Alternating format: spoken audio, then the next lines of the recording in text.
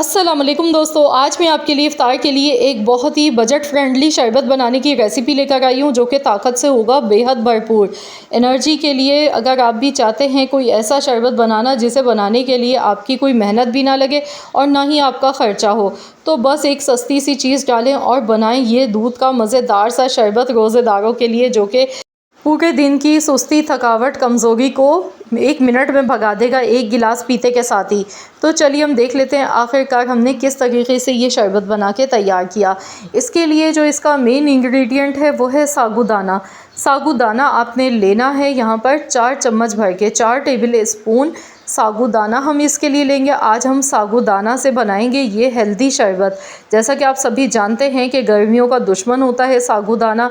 ये मैदे जिगर में ठंडक पहुंचाता है और इसमें कैल्शियम भर भर के पाया जाता है, जो कि हमें फ़ौरन एनर्जी देता है पीते के साथ ही। इसमें बहुत सारा प्रोटीन होता है, कैल्शियम होता है, तो ये हमारे लिए बहुत ही ज़्यादा हेल्दी हो जाता है। तो किस तरह से इस्तेमाल करना है, इसके लिए वीडियो को पूरा देखना है, कोई भी स्टेप, ताकि आपसे मिस ना हो। तभी आपका शरबत बिल्कुल परफेक्ट और बहुत ही मज़े का बनेगा। तो यहाँ पर एक बाउल में पानी लेंगे। अब हम इसे भिगो कर रख देंगे। तो यहाँ पर आप इसे 1 से 2 बार वॉश भी कर सकते हैं। वॉश करने के बाद भिगो कर रख दें, 10 से 15 मिनट के लिए काफ़ी है। उसके बाद हमने दूध लेना है। यहाँ पर मैंने 1 लीटर फुल क्रीम वाला दूध लिया है।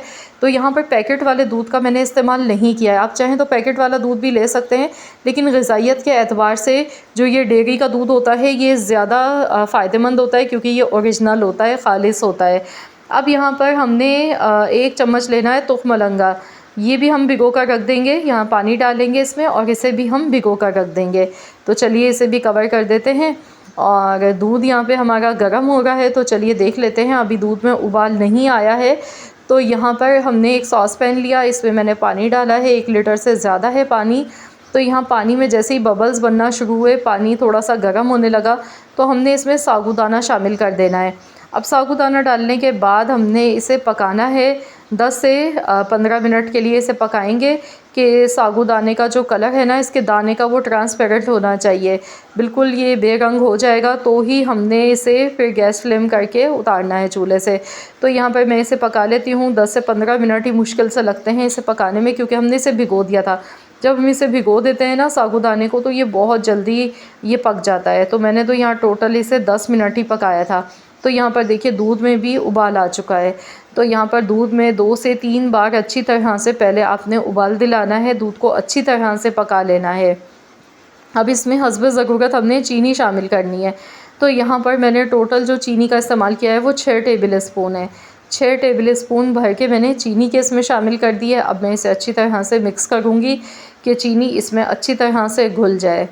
तो यहाँ मिक्स कर लेंगे और बस अब हमने दूध को पकाने के बाद यहाँ पर गैस का फ्लेम ऑफ़ कर देना है और दूध को हम साइड में रखेंगे। तो जब तक कि चलिए हम देख लेते हैं साबूदाना, यहाँ पे चेक कर लेते हैं। तो साबूदाना ये देखिए कलर देखिए चेंज हो चुका है दाने का। तो बस अब यहाँ पर गैस का फ्लेम ऑफ़ करेंगे। हमने साबूदाने को स्ट्रेन कर लेना है। तो यहाँ पर इसे निकाल लेंगे हम। इसका पानी जो है वो हमें नहीं चाहिए, हमें सिर्फ साबूदाने का ही इस्तेमाल करना है। तो ये देखिए साबूदाना हमने स्ट्रेन कर लिया है और अब हम इसे दूध में शामिल कर देंगे। तो अभी थोड़े से दाने देखिए इसके वाइट भी नज़र आ गए हैं, लेकिन कोई टेंशन वाली बात नहीं है, क्योंकि दूध भी अभी काफ़ी गर्म है। तो गर्म दूध में डालकर जब हम इसे छोड़ देंगे ना, तो साबूदाना जो है वो खुद ही फूल जाएगा। तो बस इसे एक बार अच्छी तरह से हमने मिला लेना है और दूध में हम इसे मिक्स करने के बाद बस अब हमने क्या करना है कि इसे रख देना है रूम टेम्परेचर पर ठंडा होने के लिए। जब ये कम्प्लीटली ठंडा हो जाएगा तो हम इसे फ्रिज में रख देंगे 2 से 3 घंटे के लिए, ताकि ये खूब अच्छा सा ठंडा हो जाए। तो जब तक कि हम यहाँ पर जेली भी इसके लिए बना के तैयार कर लेते हैं। जेली बहुत अच्छी लगती है जब भी हम शरबत बनाते हैं। तो उसमें यहाँ पर मैंने बनाना जेली ली थी। बनाना जेली का फ्लेवर बहुत ही मज़े का होता है। आप चाहें तो स्ट्रॉबेरी जेली भी ले सकते हैं, बनाना जेली, ऑरेंज जेली, जो भी आपको पसंद हो, जो भी फ्लेवर पसंद हो, 2-3 किस्म की भी आप ले सकते हैं। तो बस यहाँ मैं जेली भी साथ ही बना कर रख दूँगी।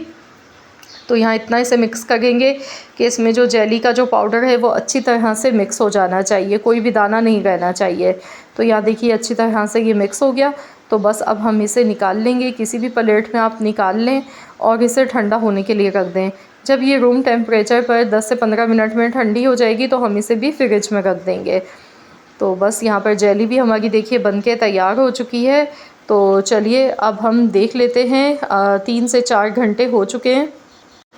तो सबसे पहले हमने शरबत बनाने से पहले जेली की कटिंग कर लेनी है। तो यहाँ जेली को हमने छोटे छोटे पीसेस में काट लेना है। तो यहाँ मैं जेली की कटिंग कर लेती हूँ। अब आपको दिखाऊंगी जेली भी देखिए कितनी अच्छी हमारी जम गई है, बिल्कुल बेहतरीन सी जेली बनके तैयार हुई है। ये देखिए, बस इसे निकाल लेंगे आसानी से। ये देखिए कितनी अच्छी जेली जम के तैयार हुई है। तो बस अब हमने शरबत बनाने की तैयारी करनी है। तो चलिए अब हम देख लेते हैं। तो यहाँ पर दूध को भी ठंडा होते हुए 3 घंटे हो गए हैं फ्रिज में रखे हुए, और आप देख सकते हैं ये देखें बेहतरीन सा, देखिए दूध में थोड़ा सा गाढ़ापन भी आ चुका है। ये देखें माशाल्लाह, और साबूदाना जो है वो कितना अच्छा लग रहा है, इसमें छोटे छोटे से दाने। अब इसमें तुख मलंगा जो मैंने भिगो कर रखा था ये इसमें शामिल कर देंगे। 1 चम्मच ही भिगोया था, देखिए कितना सारा हो गया। ये भी बहुत ही ज़्यादा फ़ायदेमंद होता है, स्पेशली रोज़ेदारों के लिए जो पूरे दिन की प्यास होती है उसको ये बुझाता है, मैदे में जिगर में ठंडक पहुंचाने का काम करता है, बहुत ही ज़्यादा हेल्दी रहता है। तो यहाँ पर इसे अच्छी तरह से हमने मिक्स कर लिया, और अब इसमें हम जेली शामिल कर देंगे। तो यहाँ पर जेली इसमें मैं डाल गई हूँ, और उसके बाद फिर हमने इसमें खूब सारी बर्फ़ डालनी है इसे ठंडा करने के लिए मज़ीद। और क्योंकि इफ्तारी में ठंडा ठंडा शरबत बहुत ही मज़े का लगता है। तो फ्रेंड्स, आप जल्दी से मुझे कमेंट्स में बताएं कि आप किस कंट्री से या फिर किस सिटी से मेरी इस वीडियो को वॉच कर रहे हैं। अगर आपको वीडियो पसंद आ गई है तो वीडियो को लाइक करने में कंजूसी मत कीजिएगा, जल्दी से वीडियो को लाइक कर दें, क्योंकि आज मैंने आप लोगों के साथ बहुत ही मज़ेदार हेल्दी साबूदाना शरबत की रेसिपी शेयर की है, जो कि कमज़ोरी का तोड़ है। रोज़ेदारों के लिए बहुत ही ज़्यादा फ़ायदेमंद है ये शरबत। तो वैसे तो दूध में भी कैल्शियम होता है, फिर साबूदाना जब इसमें डल जाता है और तुख मलंगा हमने डाला है तो यकीन मानिए ये इतना ज़्यादा हेल्दी हो गया है कि आपकी सोच से भी ज़्यादा। ना तो आपको बादाम पिस्तों का ख़र्चा करना पड़ेगा, ना किसी ड्राई फ्रूट्स का। तो महंगी महंगी चीज़ें छोड़ें और बनाएं ये बहुत ही सस्ती हेल्दी सी चीज़ से मज़ेदार सा दूध का शरबत, जो कि आपको बेहद पसंद आएगा। और वाकई में 1 गिलास पीते के साथ ही आपको फ़ील होगा कि वाकई में आपके जिस्म में एनर्जी बहाल हो गई है।